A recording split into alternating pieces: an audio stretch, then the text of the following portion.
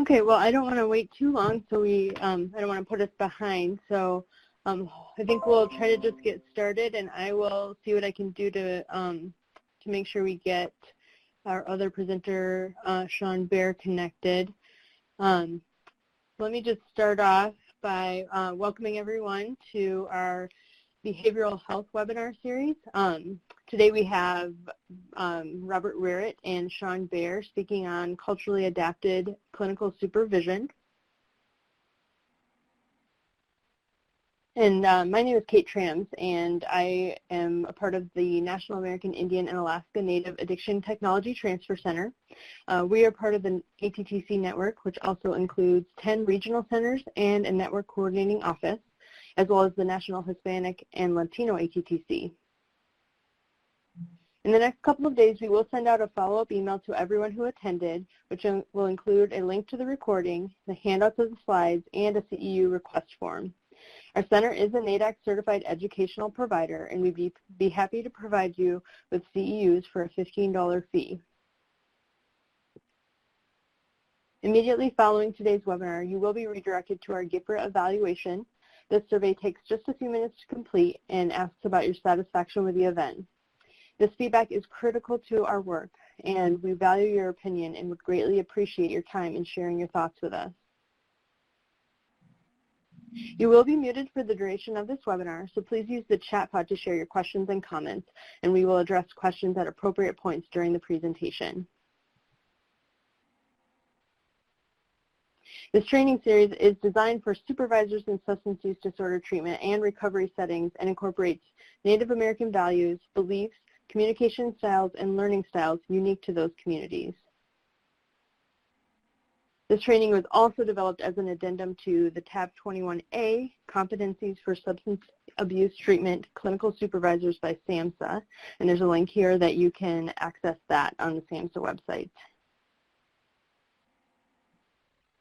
So our first speaker, Sean Bear, we're hoping we can get him connected, and we may be experiencing some technical difficulties. I thought it looked like he was trying to log in a couple of minutes ago, and so I apologize, but I'm going to try to hand things off to Bob in a couple of minutes, and then I'll hopefully get Sean on, and we'll get going with that. But just to introduce Sean a little bit, he is a member of the Meskwaki tribe in Tama, Iowa, and he is the co-director of the National American Indian and Alaska Native Addiction Technology Transfer Center.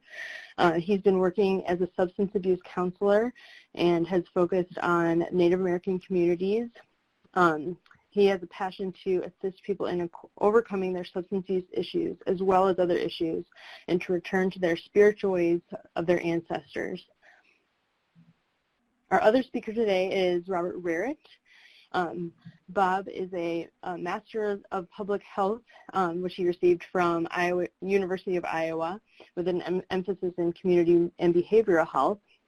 He has been a major consultant for our programs over the last many number of years, and he has worked in substance use counseling in a wide variety of capacities, including managing a variety of services within diverse cultural settings, and right now he's working as an administrative manager with the Hennepin County in Minneapolis.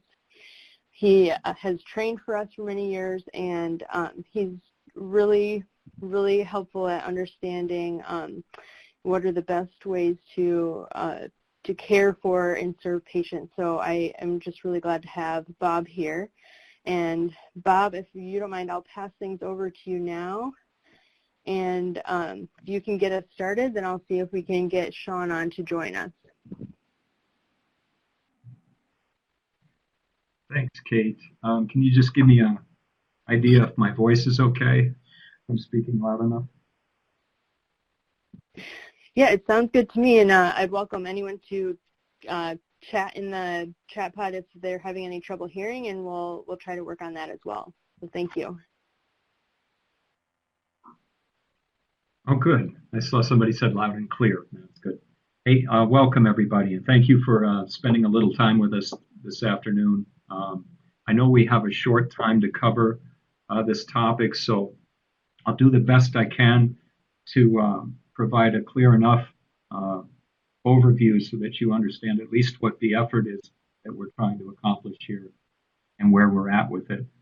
Just a little bit of background on this effort is that back in 2009 or 10, I think, the ATTC, which back then was called Prairie Lands, ATTC, had the idea of meeting with tribal behavioral health professionals from various tribal and Native American communities to see what kinds of issues were they facing as leaders in behavioral health care, what kinds of leadership challenges, workforce challenges, other kinds of challenges were they faced with, and what would some of the solutions be possibly to those barriers.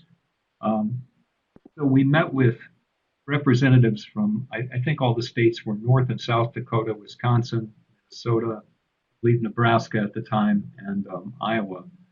And we listened to what they had to say about what kinds of specific challenges were they facing in behavioral health care that prevented them from really reaching out to their constituents in a way that was helpful.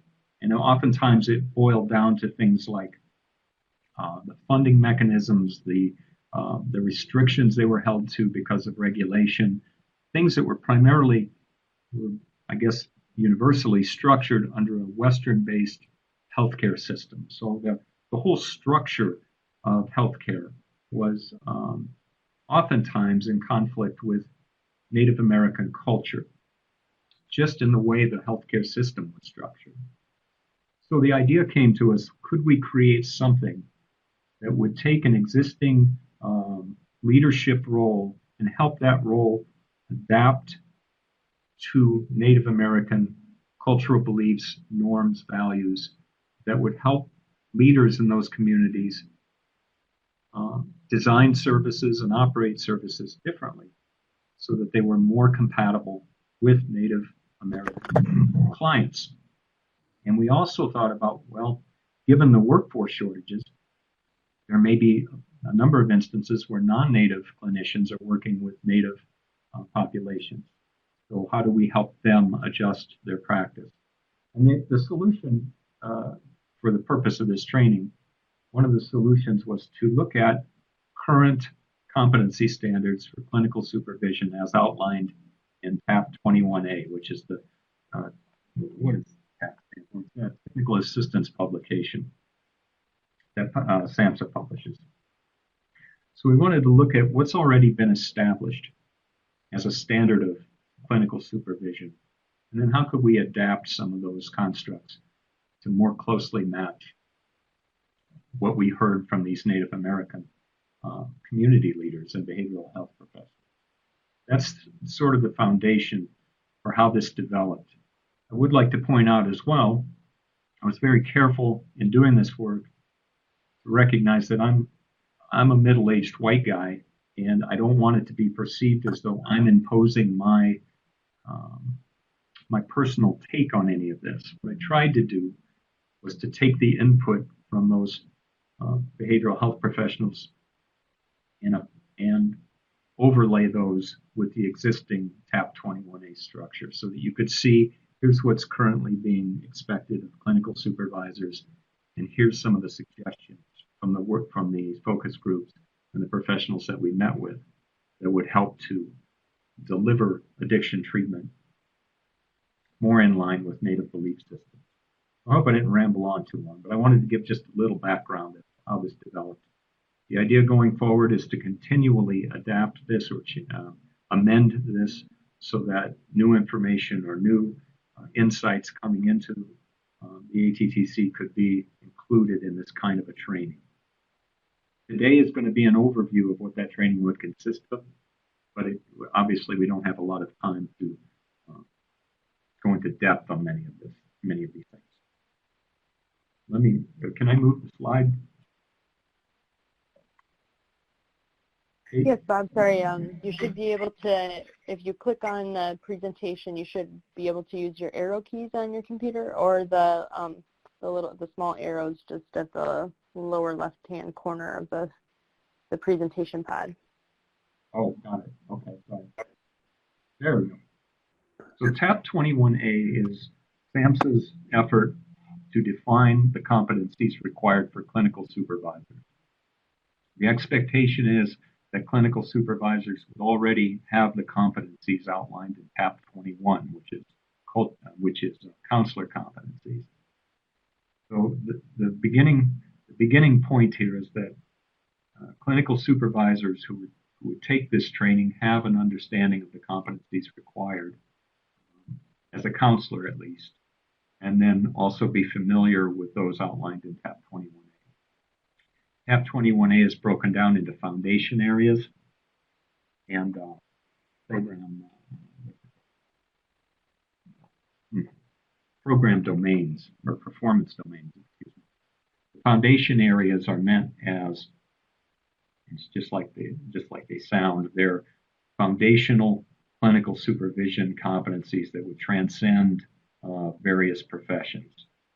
Mental health, addiction, psychology. These are basic clinical supervision skills that SAMHSA identified as transcending different disciplines, right? And they're broken down into 5 areas, and then the other 5 are performance domains that have more to do with how do you deliver those services, how do you deliver clinical supervision in a way that displays efficacy, that is ethical, that also includes administrative kinds of considerations. So as we go through this, we'll start with the foundation areas and work our way through that and then the performance domains. And I'll kind of try and navigate this as we go in terms of how to explain those areas. Foundation area 1. Sorry. Foundation area 1, theories, roles, and modalities of clinical supervision. Again, this just sort of explains the effort that we made to try and make these things compatible with both native and non-native clinical supervisors. The idea here is to be familiar with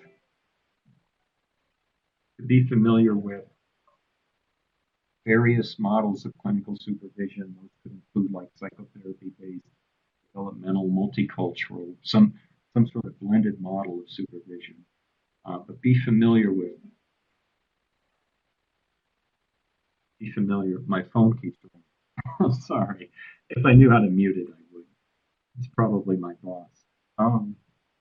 The idea is to be familiar with the various models, primarily so that when you look at adapting them to native culture, you have some frame of reference for how things are expected nationally of clinical supervisors, and then better be able to defend adaptations. This is why we want to change this particular aspect of this model, because it doesn't take into account certain cultural aspects.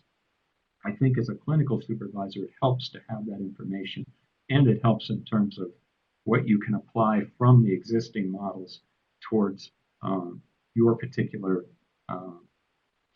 culturally specific model. You can take elements of that do work. So it's important to be familiar with, as a clinical supervisor, with some of the existing models that you intend to use in your practice. No. Hang on.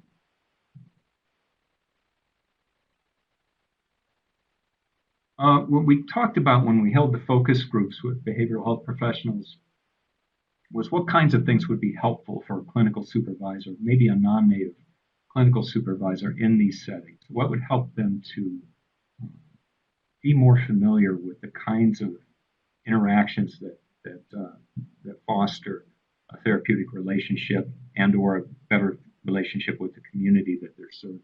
And some of the suggestions that came out of that were to attend cultural events in the community, meet with tribal elders or request a meeting with tribal elders, and establish a relationship with the community as a whole.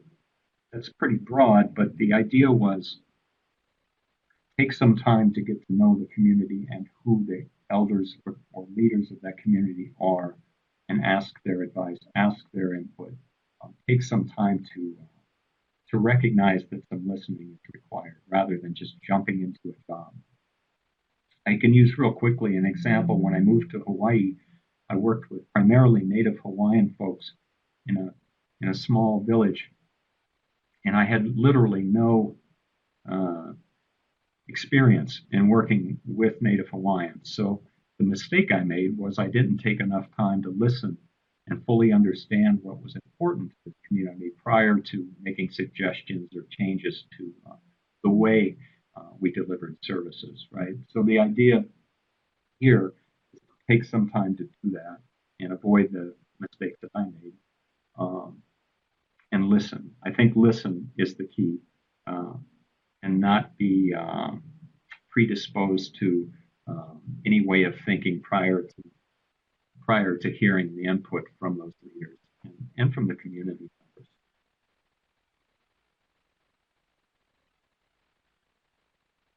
members. This was also a lesson learned from Hawaii, but this is feedback from the focus groups and the leaders that we met with, was that being invited to a cultural event is a privilege. And it means, now this is my interpretation, but it means that there's some acceptance or at least willingness to include you in the community. It would help, I think, and it's mentioned on the second bullet point, it would help to do a little homework prior to going into attending one of these events. Do a little homework as to what the significance or the purpose or the meaning behind the event is prior to attending. So you have some, at least general knowledge of what is this ceremony for, what does it consist of, what's the purpose of it from a cultural standpoint, so that you have some understanding. When I got invited to some of these events or ceremonies in Hawaii, it was definitely a privilege, and I was humbled by it. And I hope that would be for a non-native clinical supervisor or clinician. I hope that if I can give any advice from my point of view, it would be to simply go into it with that sort of humility and open-mindedness.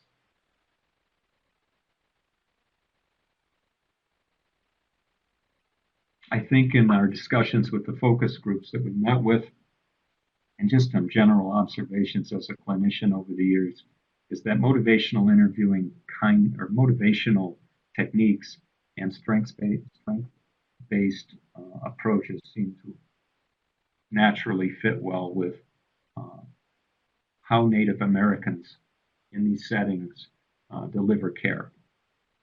And it's been my observation anyway that there's very much a motivational approach, very relationship-based approach that works well. European models or the Western-based models of clinical supervision are often viewed as, or maybe they are, confrontational or very, very, what do I want to say, very rigid sometimes and strict, cold a little bit.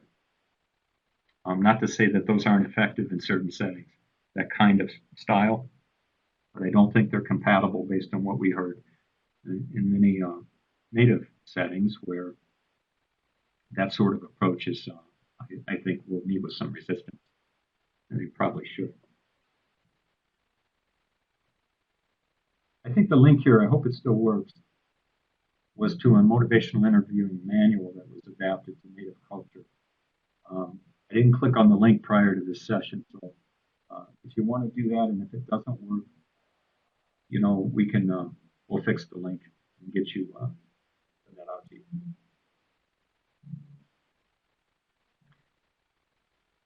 Some of these bullet points here are taken from tab 21A, and I think these were bullet points I pulled out because they seem to fit already with some of the Native American feedback that we were getting, the behavioral health leaders. I don't have to read them to you, but what happened there? Sorry, that was my bad. accidentally All clicked right. the wrong thing That's a moment, okay. so should be back now. As long as it's not my fault, then it's good. So I won't repeat these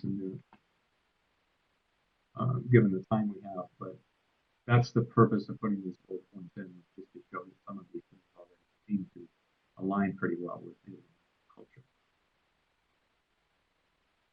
One of the things that came up over and over again was the power of imagery and storytelling as a part of clinical supervision. In that, oftentimes, when working with a clinician, it was helpful to convey a message or to convey a way of thinking about a client situation by through storytelling or imagery or imagery, using metaphors. And you have to, obviously, to do that, you have to have a pretty deep understanding of the particular culture that you're working in. So the hesitation here for non-native clinical supervisors was it might not work for you as a non-native to try using this specific approach with native clinicians, simply because, well, one, you're not of the culture, and another point is you may not have that in-depth understanding of how to use imagery and storytelling in an effective way.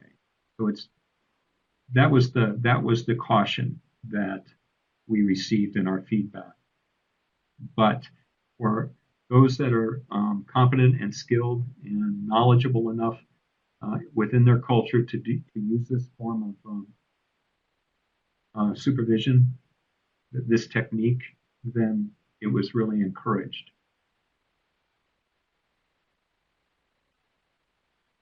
I'm going to skip the scenario. It was just what would you do in this case kind of thing, and we don't have a lot of time, so I'm going to skip over. Foundation area 2 is leadership. Again, these are some of the bullet points are taken from TAP 21A.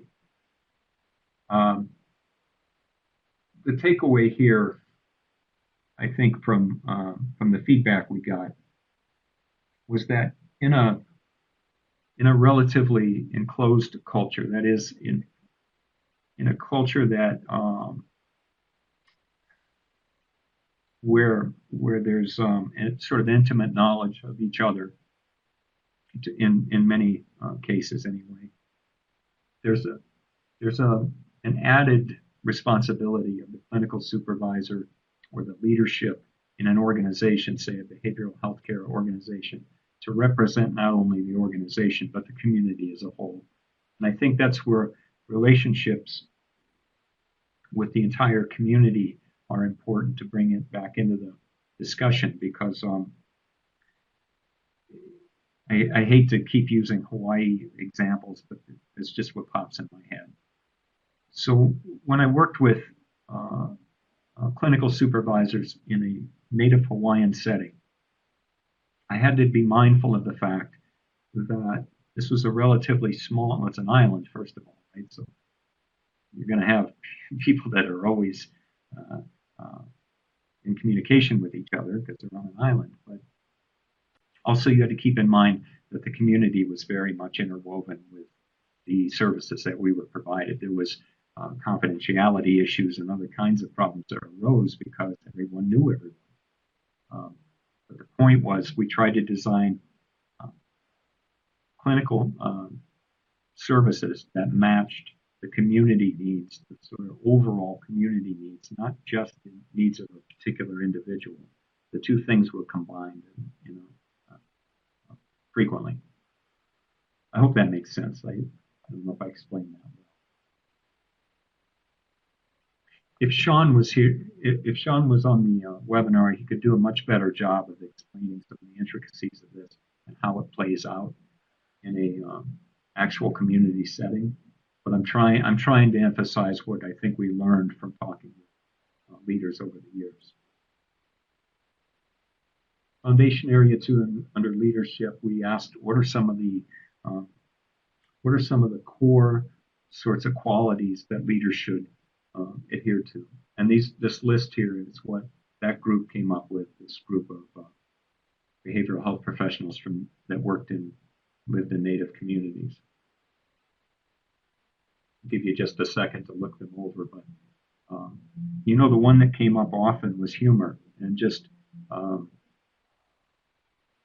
in a respectful way, using humor as a way to engage, clinicians, communities, counselors, whomever. But again, that's sort of the humor thing was cautioned again for non-native leaders to use sparingly and cautiously, because you may not understand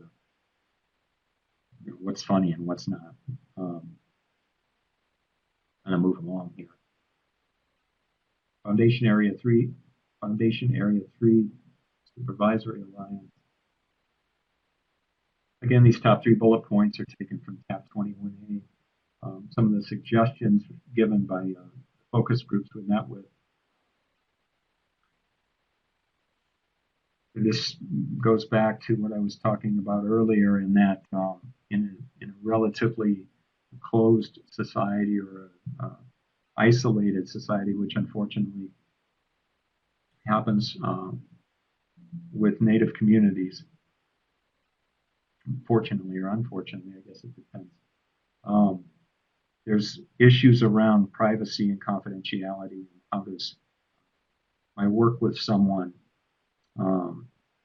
translate to how that word might get out to the community? In other words, people talk regardless of confidentiality requirements. There's also the issue sometimes of clinicians who can't avoid working with people that they're related to or know well.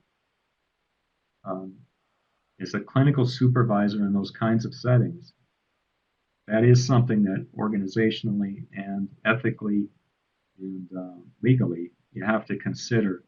How do I manage these kinds of situations where either the clinician or the clinical supervisor or everybody involved knows the person, or the person's family knows them very well, and how do you manage that professional relationship without violating some foundational ethical and confidentiality requirements?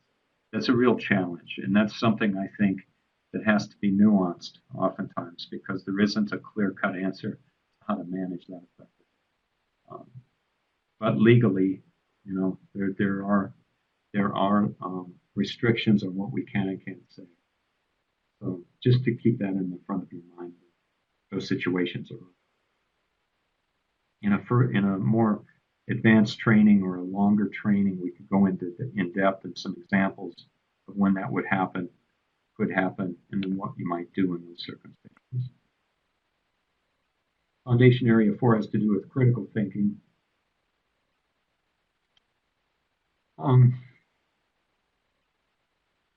To use critical thinking in making clinical decisions,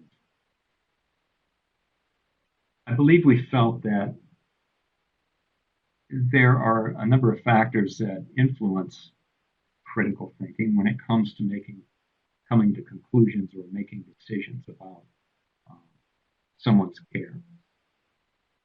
One of those factors involves communication styles and the difference in communication styles. I realize the connection here between communication styles and critical thinking is sort of tenuous, but the belief was that these kinds of differences in the way that many Western-based behavioral health centers operate versus how communication is provided in a Native American community might have an impact on how decisions are made, how we think about care from a critical thinking standpoint. So this chart was meant to outline some of the contrasts and comparisons between a Western communication style versus a Native American communication style. And I don't know if it's helpful. I would welcome feedback on this. It's not my language. I took it from the link below because it seemed to fit what I was hearing from the focus groups we were meeting. And this is very generalized, so there's going to be differences, obviously, from community to community, but it was meant as a sort of a talking point for how these things may affect decision making.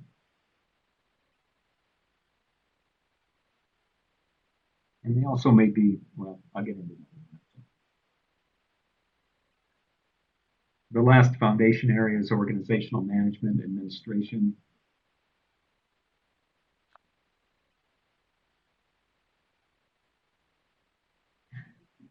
Organizations have to comply with regulations. They have to comply with federal law. But I think there's an opportunity when we start to talk about adapting Western-based models to native culture. I think there's an opportunity here for policy changes that allow for more flexibility with respect to how behavioral health services specifically can be implemented differently in Native American communities. In other words, I think there's the effort behind creating this addendum to TAP 21A was to say, is there an opportunity here for policymakers to allow in their state or federal guidelines, allow more flexibility in how an organization delivers services? Can organizations, in other words, use traditional healers, spiritual healers, and bill for them as you would a medical director or some other more commonly referenced position? How can we truly allow organizations to develop effective models and not violate any existing regulations or laws? One at the ATTC meeting with representatives from all over the country, Native American representatives from all over the country. This was last winter or fall. There was a strong statement by one of the members there that said, you know, we should be allowed to do those things that we think or know to be effective in helping the people that we're trying to serve. We should be allowed to decide what is helpful and what is not.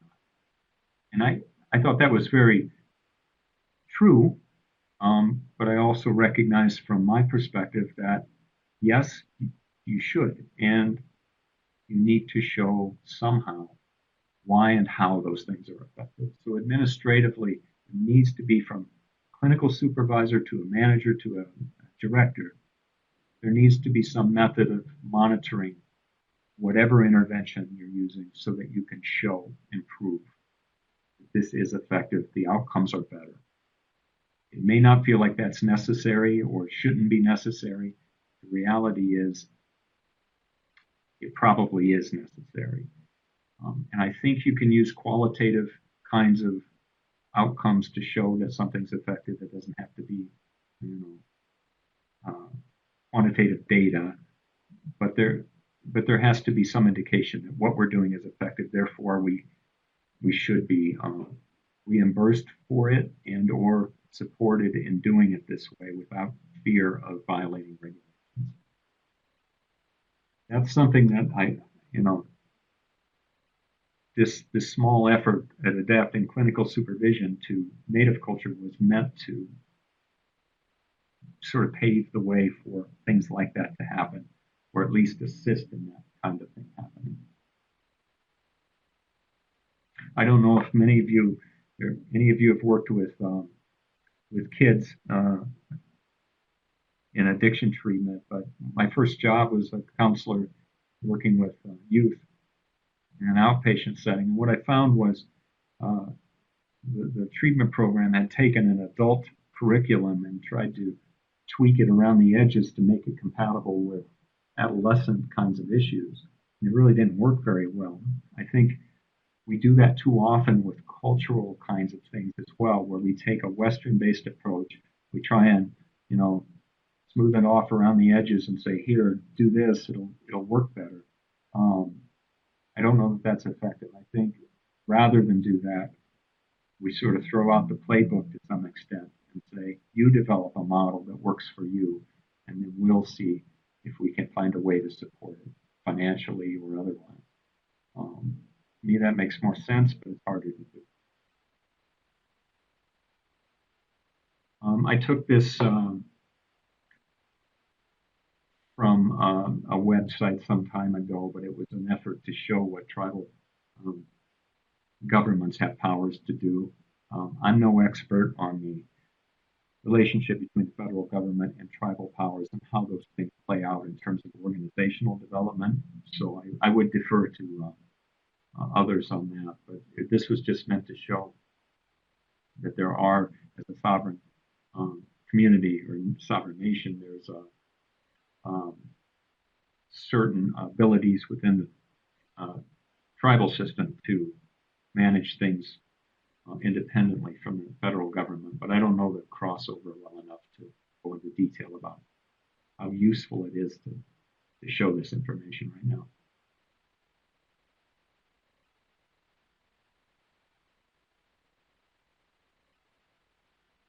Oh, I see a comment on the chat that the link doesn't work. I'm sorry, we'll try and get you a link that works. I'm looking real quick. Kate, do you see any other questions I can answer quickly?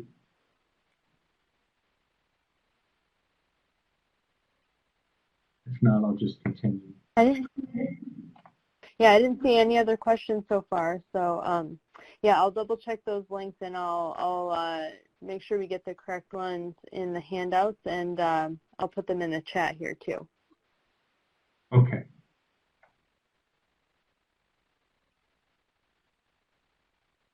So then we move on to performance domains, which we'll go through one by one like we did foundational stuff. Performance one domain is counselor development.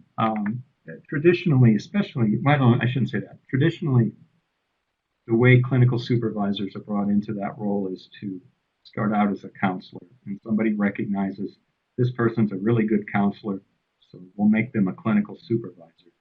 And oftentimes that's a struggle because there are different skill sets required of clinical supervision than there are of counseling. Sometimes it works out really well. Sometimes a very good clinician is put into a role where they have very limited understanding of how to manage clinical staff and operations in a way that's effective. So it's not the clinician's fault. I'm just saying that I don't think we spend enough time recognizing that there's a difference between being a clinician and being a clinical supervisor.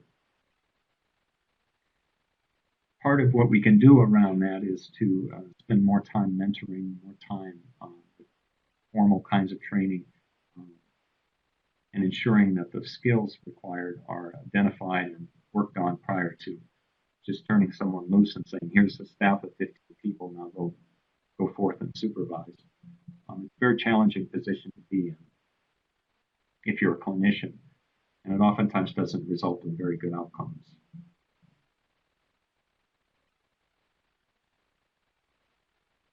Some of the things identified by the work group that we met with were workforce shortages, the ability to hire clinicians who were of that culture. Some of that has to do with, these are things that were brought up with when you did have someone who got credentialed and had the degree necessary to be a counselor, oftentimes they would get offered more money to leave the community they were in and go somewhere else and make more money. And just in general, there was a lack of credentialed and people with the proper degrees within the community to move into positions. So it was a matter of how do we develop, create a career ladder, develop a structure by which people will remain in the community. We can pay salaries that are commensurate with, outside organizations that might be bigger and better funded. How do we create a career ladder that people can move up in an organization and see clearly how they do that, what's required of them to do that? There's a number of things that are built into recruitment, retention, and leadership development. It's not an easy solution. working with colleges and universities is another way to help establish that there's a need and provide scholarships and financial assistance to cultures that are underrepresented in this profession. There's a number of things that have to happen for that, obviously. But if you're in a position where you have to hire someone from outside the community, a non-native person, then it's really important that we ensure there's a guide, a mechanism for them to follow that helps them understand how to work within that community effectively. And again, that's the intention of this training, is to support both those folks that are coming from outside of a culture into a culture they're not as familiar with, and also help the people within that culture develop a structure whereby leaders are fostered and developed within that community and stay there. It's not easily accomplished, but these are the kinds of challenges that are faced every day. We have to address them somehow, figure it out.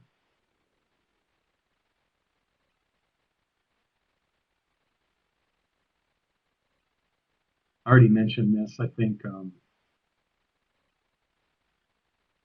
also the other point on this slide that I'd like to say is that in the credentialing process, can there be a more flexible way of credentialing professionals that includes more experiential knowledge, cultural knowledge, and things like that might replace some of the educational requirements that are currently in place to get licensed to hold that particular position. If clinical supervisors can recruit experienced individuals with lived experience and or with cultural experience that's beneficial without having them meet certain criteria that are established more nationally, then it might open up the door for some people to enter this area of work, and once in this area of work, and develop and grow and get the kinds of credentials that maybe would help them establish leadership roles and positions.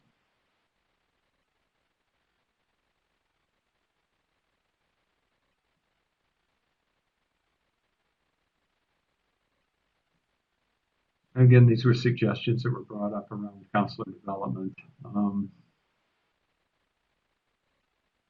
The stigma around addiction continues to be a real barrier to not just recruiting people for the profession, but I think the profession itself is stigmatized to a degree.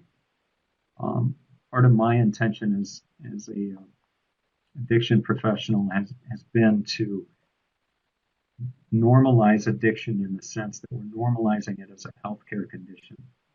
Somebody shows up with severe addiction, treat them as you would somebody who shows up with severe chest pain, right? The same kind of response. As we instill that in our workforce, and clinical supervisors and leaders have this ability to do, as we instill in our workforce and in the communities we serve, that addiction is a serious health concern, much like other serious health concerns. It can't be treated solely by changing someone's behavior. It goes beyond that to other kinds of issues, including poverty, housing, all those social determinants of health. And it comes down to how we think about addiction. It's not a separate weird illness that nobody knows how to treat. It's something we can identify, it's something we know how to treat, but it also requires oftentimes medical professionals, mental health professionals, multidisciplinary teams that work together, and spiritual consultants that work together in order to heal a person, help that person heal. Until we start thinking about healing folks, helping them heal from a very serious illness, we're constantly bumping up against this notion that addiction is some kind of separate thing from healthcare. It isn't. And our efforts have to address that in a community setting, state policy levels, at the federal level, and say, let's talk about addiction care in a way that's consistent with other healthcare. The reason I bring that up is that clinical supervisors, program directors, even clinicians in these roles have a responsibility to help communities see addiction as a serious healthcare concern.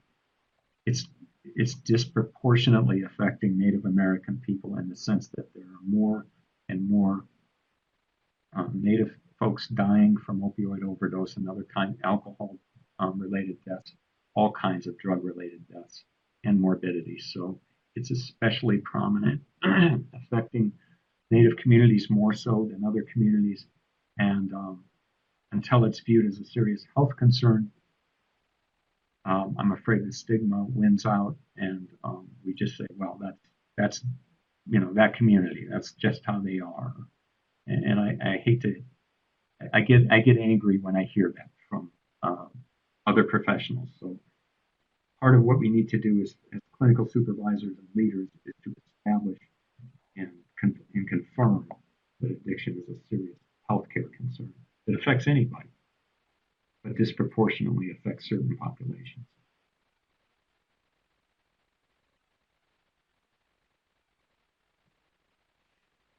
The issue I brought up earlier about geographical locations and the sometimes unavoidable problem of having relatives or friends involved in treatment when you're the clinical supervisor trying to manage those services, the unavoidable problem comes up with confidentiality and how to set very clear boundaries. I think you need to, under current guidelines anyway and regulations, set very clear boundaries about what's permissible to talk about, what isn't. Establish those with the client as well. I don't want to go off on my own opinion too much on these things, but communities heal people, help them heal. And I don't know that there's a real disadvantage to having a community awareness of a problem. What I do know, though, at this point is we have to be very careful about those confidentiality guidelines that are federal guidelines that govern addiction treatment programs and require us to maintain privacy when it involves someone we know or anybody for that matter. But we can't discuss that person's care outside of the relationship with the client. But that becomes a big issue when you have people that know each other. It's almost impossible to prevent a client from talking to family members who then call the treatment center, and it's hard not to give out information if you don't have a consent to do so. It's an ongoing sort of struggle that organizations have to manage and find a way to do it without violating federal law at this point.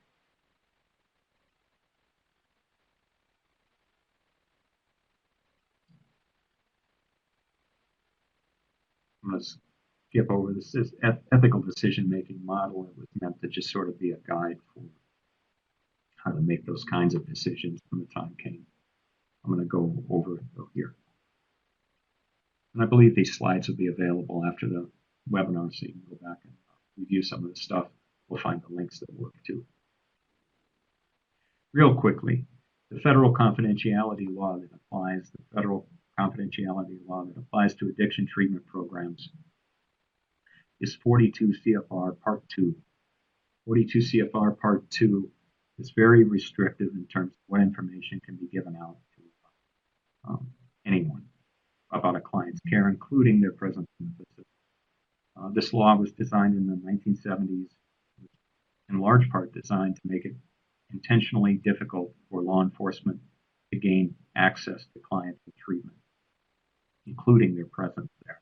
The reason is that if law enforcement had access to clients in treatment, many clients wouldn't go to treatment because they could be discovered. That applies to anyone, not just law enforcement. It's something that clinical supervisors should be very aware of and at least fairly familiar with, have a quick reference if they need to look up something. Frequent kinds of things that come up are you'll get a subpoena or you get a search warrant or something from law enforcement And the questions arise, are those things sufficient for me to reveal that a person's here or tell the law enforcement or the courts anything about the client? The answer is no, unless there's a specific court order and a subpoena to compel disclosure. And those have to be under unique circumstances.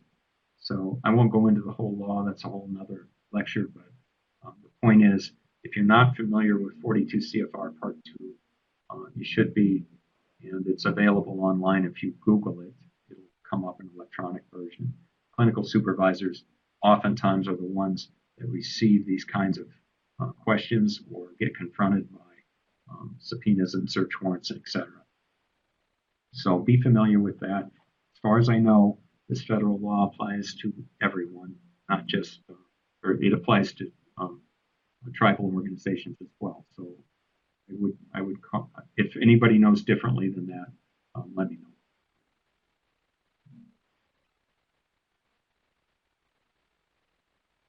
Program development and quality assurance are simply ways to design a program in which you can measure progress.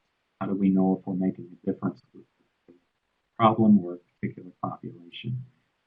What the mission statements and vision statements could do in a Native American setting, behavioral healthcare setting, is establish how care is provided in that facility. It's a mission statement about this is what we intend to do. The vision statement is a much larger picture. This is what we want to accomplish overall. But having those things well defined and memorable so people can actually remember them helps to establish a culture within an organization that dictates how care is provided. And really it dictates or spells out the manner in which that care is provided.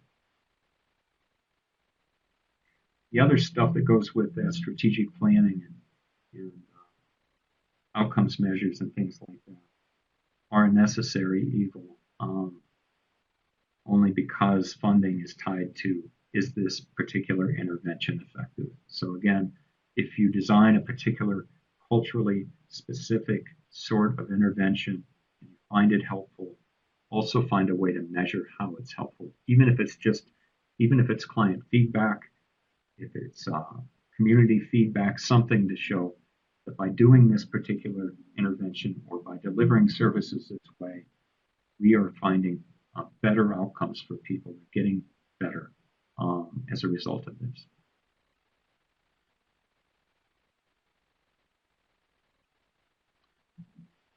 I think clinical supervisors are key in developing organizational culture.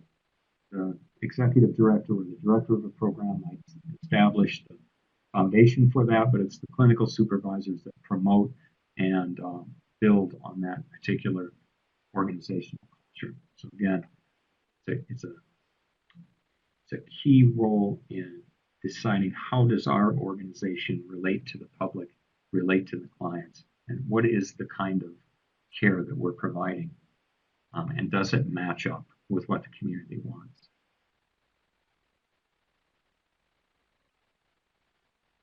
Stay informed and constantly question things that don't make sense. I've been in that role where I've entered an organization as a clinical supervisor. I just assumed that what I was doing was good because everybody was doing it that way. I think there are not enough people that speak up and say, why the hell are we doing it this way when our clients don't want that? And those are the kinds of things that clinical supervisors can be effective in changing, because oftentimes we just do things the way we have always done them. They don't work any better than they did when we started doing it.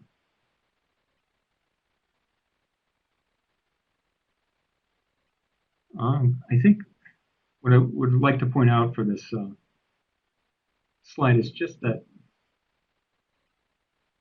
it's our job as leaders to foster the next generation of leaders. We have to really think about, when we're retired and old, who's going to take our spot, and how do we help those folks, those people right out of school, or those people that are in the profession because they are passionate about it. How do we help them develop the skills, the knowledge, kinds of things, the kinds of things they would need to have to be leaders? It goes back to a little bit back to when we have counselors that are very good counselors and we want to promote them. Focus on the kinds of skills, wisdom-based kinds of skills even, that allow these folks to develop and make their mistakes along the way and become the leaders that we'll need in the future.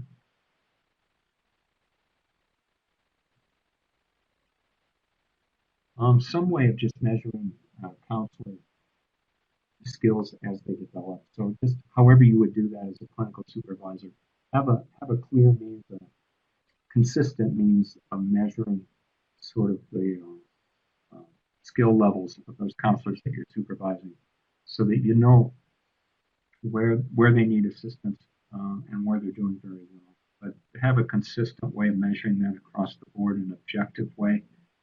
Some people are going to be better at some things than other people are, but the overall mix of their skills might be comparable. But there needs to be some way of being able to show to a counselor, here are the kinds of things you need to work on, and let me help you do that. Let's find a way for you to get better at these things. We could do a much better job in this profession of allowing people to grow, make mistakes, and grow within their profession, as long as we provide sort of the bumpers on that and the guidance around it. I don't think you can grow into a leadership position without being allowed to make mistakes, without being allowed to try things, even if the supervisor doesn't believe they'll work, but to try things that you believe could be effective. Without that kind of freedom, to some extent, people stay confined in their little boxes, and they're afraid to go outside of those boxes. Creativity is something I certainly encourage, even if I think the idea is bad, unless it violates some kind of law or policy.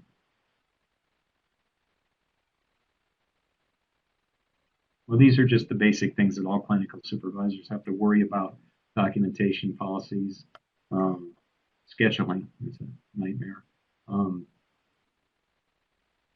I think what we can do. Bob, I just want to spend a minute. Yes. Since we only have a couple minutes left before we're supposed to be ending here, and so yeah, I know we didn't quite get through this whole presentation, but there I think it might be appropriate for us to do another session on this topic. So maybe we can look at scheduling that for the future. And then, yes, I apologize that Sean wasn't able to join us. I just found out that he had to attend a funeral last minute, so my apologies that I didn't communicate that earlier. And yes, I want to give it back to you here, Bob, to finish us up, but just wanted to apologize for that and to make sure we're finishing on time for everybody here. Thanks, Kate, and I hope we accomplished at least the intent of what a training like this would look like if it were expanded to a couple of days. Again, it's a living document, so we want to incorporate new thoughts, suggestions, ideas into any future training. And I am trying to be the conduit, not the developer of this. So our hope is to gather more feedback, more ideas, and put them into a training that provides some of the in-depth sorts of considerations for cultural changes to a program, or cultural adaptations to a program that might be effective, and how to do that. Sean would obviously be a very good and experienced person at helping with that. I'm sorry that he had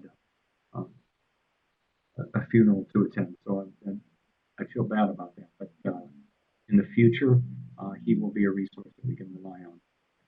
I hope this was somewhat helpful, at least as an introduction to the effort that we're trying to do here to change the way we deliver addiction treatment in specific cultural settings. And I'll just wrap up with that.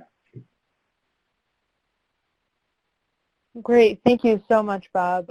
Yeah, that was a really great overview, and again, I apologize that Sean couldn't be with us, but hopefully we'll go more into depth and offer more on this topic in the future. So we hope you join us again, and if you are not on our listserv, please email me. I'll put my email here in the chat, and I would love to put you on that list so you get the notifications for all of our future webinars. And just watch for the follow-up email we'll be sending, just with the link to the recording, the handouts, as well as a link to the survey in case you don't make it to that. But just want to thank Bob again so much for sharing your experience with us, for teaching on this, and thank you to everyone for joining us. And we'll close out with that. Thank you.